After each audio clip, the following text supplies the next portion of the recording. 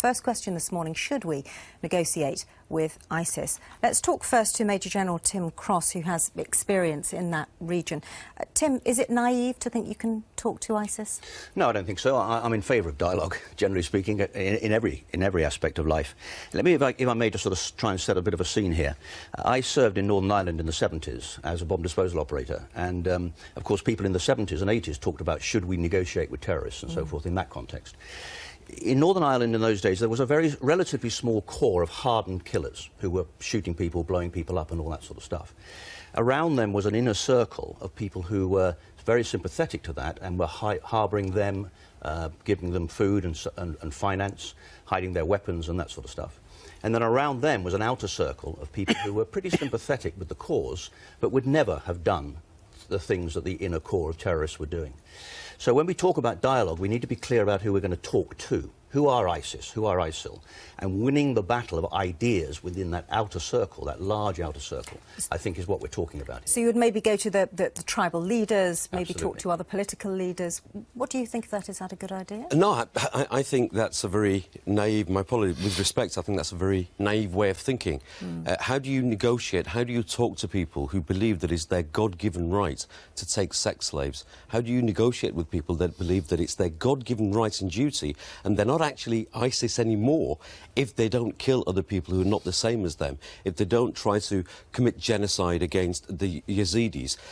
It's a totally different scenario to Northern Ireland. This is a scenario where we have a whole range of people who are joining a movement. They're not actually from that particular area. These are people that are joining a particular, as Harry said, a fascist movement. But more than that, instead of wanting to do it for the state, they believe that God wants them to do it and God will reward them for doing all of these atrocities. So we can't negotiate with them. And even working from outside that inner core, which is what Tim is suggesting, Harris, you don't think it's even worth thinking about those who are on the fringes, if there are the fringes of ISIS? I think that in the current state, as long as they are still members of ISIS and still have the ideological beliefs, we can't negotiate. But what we should be trying to do is to try to get them to change. That's something I am in favour for. OK. Yeah, Kevin. with respect normally means no respect whatsoever, but history teaches us if you talk, it's better, you will solve conflicts. Look at South America, guerrilla movements in Peru or Colombia. Northern Ireland, I think, is a reasonable example. Or go to South Africa, where apartheid and the regime looked unmovable. And yes, it's not just talking, it's other pressure too. But people are already talking to the Islamic State. Ransoms are being paid, so Western governments have ins. People are buying, countries are buying the oil they produce to fund them, so you're talking to them. And the way you do it... Who's talking? Well, companies are certainly buying that oil and then selling it on to other countries. So you've got a dialogue already. Those lines of communication are already open and could be used by politicians to explore further negotiations and get to the centre of ISIS? I think it's very hard. I think it's very hard for us in the West, but other Sunni countries in the Middle East will have much better dialogue with the Islamic State. And look, there's no doubt they're evil and they're barbaric and they're abhorrent. But of course, there will be degrees of psychopaths within that group, and you try and peel them away. You see people go to join the fight. Maybe they're military adventurers. They get excited. They go for something in their life. They leave Britain and other countries to go and join the Islamic State. But then some come back absolutely disaffected. You want to try and talk to as many people in this movement to peel some away and isolate those at the core. It's not easy. It's not going to happen overnight. There are other ways of combating Islamic State, but even the Pope says he would be prepared to talk to them if he thought it would actually help. And so to shut your eyes and your ears and say you won't talk to them, I think is nonsense. That's what the Pope says. It's about keeping those doors open. Is it important to keep them open then, Amanda? Is this something that we ought to be looking at, bearing in mind that military options, as we're saying, do not seem to have done anything currently in Syria? I think that history shows us that you never try to negotiate or engage from weakness. And at this point, we don't have any strength with which to back up any kind of dialogue with ISIS. Why would they want to engage with us, and why do we want to engage with them? And I believe that in the Middle East, when you try to engage or negotiate, that is seen as weakness. That is seen as an admission of defeat already. And therefore, I don't think we should be legitimising anything that ISIS has to say. We need to make sure that we put our point and our point of view as the West and what we believe in first. It's a weakness, Tim. Well, the question is, who is we in this debate? And I think we're talking about not a one thing or another. So for me, military action dealing with that hard central core absolutely sits alongside this debate. The we is not us, the West. The we is the lines of communication that have been established, the Sunni tribes, the Sunni countries like Qatar, like Saudi, like others, and indeed the Shia countries too, because ultimately this is about a Sunni-Shia, deep divide Sunni-Shia in the Middle East. Not really. It's not. It's not. With Haras. respect, it's not. I'm Sunni. The overwhelming majority of people who are Sunni are not of don't have any of the tenets of belief that IS has. This is Shia. Mainstream traditional classical Sunni Islam is much more closer in terms of its Aqidah to Shia than it is to IS. IS is a Salafist Wahhabist contemporary movement that is merged with a political Islamist fascist ideology that only wants two things. They don't want anything other than two things. One is to set up this state and to impose their version of Sharia. And the second thing is they're not going to stop, it's very clear, until their flag is all the way around the world. So Kevin, in other words, it's not going to be much of a negotiation. No, absolutely not. Deciding Let just Kevin answer that point first, and then back to you, Tim. I fully accept that early on. You're not going to all of a sudden get the Islamic State to fly a white flag of surrender and say, oh, we've all of a sudden seen your point of view and we think it's wrong now to behead people and enslave and rape women. They're not going to do that. But you have to open up a dialogue, because military action is not going to topple that Islamic State in the short term, perhaps not even the medium or long term. They seem to be very well dug in, but they will not be a whole. If you begin talking and you can reach out to those who are not as fanatical, they're not like Al-Qaeda. Well, they're the ones. They're the lower degree in Jabhat al-Nusra. I mean, General Petraeus said the other day. Absolutely. General Petraeus said the other day that we should use Al-Qaeda. We should partner with Al-Qaeda to actually defeat IS. Well, first of all, our enemy's enemy is not always necessarily our friend. And secondly, have we forgotten that Al-Qaeda, we talk about IS-inspired extremism, we talk about Al-Qaeda-inspired extremism. Yeah. Al-Qaeda and IS didn't inspire extremism, it was the other way around. But can you see the other's point, which is it's worked with the IRA, it's worked with ETA, it's worked in some instances... Hang on a sec. It's worked in some instances with the Taliban in Afghanistan, where in a humanitarian way they've agreed to bring in some polio vaccines, for example. They've agreed to temporary ceasefires on occasion. That there are ways that you can do it. You just do it incredibly slowly. The only way to do it is the only way to be able to negotiate with people who belong to ISIS is if they are no longer ISIS. Because whilst they're ISIS, they will not accept anything ultimately, else. we're talking about winning a battle of ideas here. And the vast majority of people in the Middle East are like that outer circle that I was talking about before. They're not going around beheading people and doing sex slaves and all that. No, absolutely not. So we have to win the ideological argument. And those people will influence the inner circles. Now, the central core, I mean, I don't disagree with a lot of what you're saying. That central core is brutal, and they need to be dealt with. And in my view, they need to mostly to be dealt with militarily. And we have to have a strong negotiating position, and we need to understand what it is that we want from all of this, we collectively, and what they are after. Well, let's look at that, because it was interesting that Chancellor George Osborne was on the Andrew Marr show just a few moments ago, and he was asked about the possibility of airstrikes. We know what happened when this was voted on in the Commons before, and whether there should be airstrikes in Syria, and the Commons voted against. He said, I'm not going to go back to the House of Commons unless I'm sure of some support, but suggested there was a strong case that if British troops are engaged in tackling it from the air in Iraq, then they should also be tackling it in Syria as well. Is that something, Haras, that you would favour? I mean, Syria is... I mean, first of all, I'm opposed to any brutal dictator, any fascist regime. And Assad himself, even though he created a secular state, the way he managed and governed it was brutal.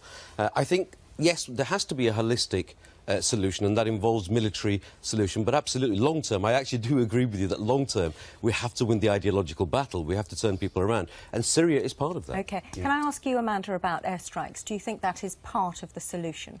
Yes, I do. We always look at Iraq as the only possible outcome for any kind of military intervention. Whereas, in fact, if we look at Kosovo, for example, we waited far too long during Bosnia, and over 100,000 people died as a consequence. And yet Kosovo was a successful humanitarian and military mission. So we don't... But it was a successful mission because the Kosovan refugees went back when their homeland was safe, and it's about how you make that homeland safe, isn't it? Sure. Yes, it is. I agree. And it's also about having a proper and unified military coalition. And it cannot simply be one country, the United States or Britain, taking the lead. It has to be in harmony with other countries. And Amanda's point is crucial here, actually. Sorry to interrupt, but Amanda's point is crucial. And what is the problem in the Middle East at the moment is the regional powers do not have a clear and coherent approach to this. I mean, I built and ran refugee camps in Kosovo, so I've seen the success side of that, but we will not resolve this overall crisis until those regional powers come together, recognise the reality of what we're all talking about here, and have a determination to deal with it, militarily and diplomatically and humanitarian. And do you think public opinion, which is, as we've seen, seems to have shifted as far as the Syrian refugees are concerned, do you think it would be in favour of those sorts of options, in favour of talks, in favour on balance, of I think so, but I think that clearly the Prime Minister has to make his case. What is his strategic intent? Who are we working with in this context? What do we want to see as the outcome? And what capabilities are we prepared to put into this? I think something rather disgusting about a Prime Minister who wouldn't allow in refugees is now going to use a dead boy to actually justify bombing in Syria. And I'm afraid... Fair, Kevin, is that fair, though? I mean, we know you come from a Labour perspective. I come from a left perspective. All right, you come from a left perspective, but is it fair to lay that at the door? I mean, you have seen the shift in opinion across the UK. You know, people are now saying, I'd take in a refugee family. Yeah. I want to go down to Calais now and give blankets, etc., etc. Yeah. There does seem to have been a sea change, and the government is recognising that. Aylan Kurdi, the 3-year-old who drowned on the shores of Turkey, had he reached Greece with his families, would not have been allowed sanctuary in Britain, because David Cameron's saying he won't take refugees from Syria who are already in Europe. He wants to go to the camps. And I'm afraid, both of you, our military record is not good in that region, in Iraq or Libya. 2 years ago, the Prime Minister would have had Britain, the RAF, bombing Assad, President Assad. Now President Assad is our ally. 2 years ago, he would have inadvertently had the RAF on the side of the jihadis. I think we've got to be very careful before we step in. I think military action is easy and the answer. Well, British pilots have been bombing in Syria, despite that vote in Parliament, which Parliament was ignored by the Prime Minister there. But you've got to remember, this is not something easy. You can't just send in the RAF and get rid of the Islamic State. I don't think anybody's suggesting that it's easy. And actually, our record in the Middle East is not that. I was involved in '91 when Iraq invaded Kuwait. Our record there was pretty good, actually, and you could put forward a very strong argument to say that by refusing to do more at that stage, you ended up with a decade of well over several 100,000 people dying. But nobody's saying it's easy. Nobody's saying that there's going to be a simple solution to this. But actually, in my view, the Prime Minister's going to have a strong argument, and I think most people will be with him. All right, well, let's see whether you're with him at home. You've been sending in your texts and tweets on this, and Tommy has a few of them. Tommy, what about... Yeah, lots of messages and some very strong opinions as well from people. A lot of people agreeing with what Haras is saying on our panel. Haras is, a lot of people saying there's no point negotiating with ISIS. White Dove says you can't negotiate with a faction who have no demands. Robert saying we should always try to talk to our enemies. Whether they listen or not is another question. Daniel on Facebook says, didn't this country believe that talking to Hitler was fine? How did that turn out? And Pat on text says, you're missing the point entirely. IS do not want to negotiate. They simply want to kill, rape, burn and destroy.